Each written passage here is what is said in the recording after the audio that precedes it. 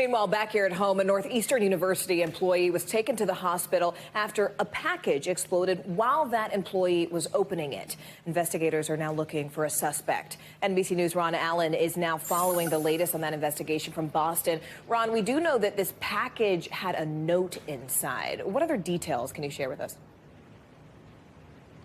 Yes, we are hearing that there was some kind of note. There's some reporting from our local station here in Boston and others saying that that note contains some criticism of Mark Zuckerberg of Facebook and also of VR technology, virtual reality technology. And I can tell you that the building where this all happened houses a B&R lab here on the campus of Northeastern University.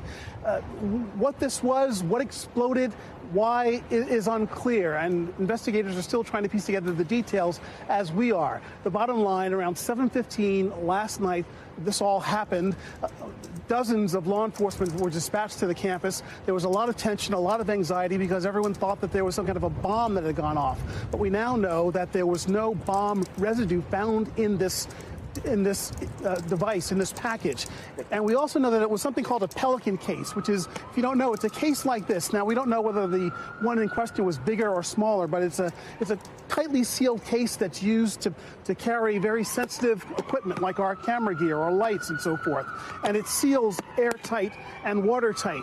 And it's under some pressure. And there's some reporting suggesting that by opening this, that there was a release of pressure. That may have been part of what happened here. But we're also hearing there was another device inside that was set to explode. A lot going on here. This has nothing to do with all that. Just another day here on Northeastern's campus. Right. But the bottom line is that students are saying that things are back to normal, classes have resumed, but everyone is waiting to hear answers about what went on here, why this all happened last night, and who's responsible. Yeah, Ron, speaking of that, you said the classes have resumed, but just briefly, I know we heard the sirens there behind you, of course, unrelated to this incident, but we do see students there, biking, going to class, living their everyday lives. Have there been any changes, though, to the safety precautions on campus? Because we all know Boston is just filled with colleges, filled with schools. How are students feeling protected at this point?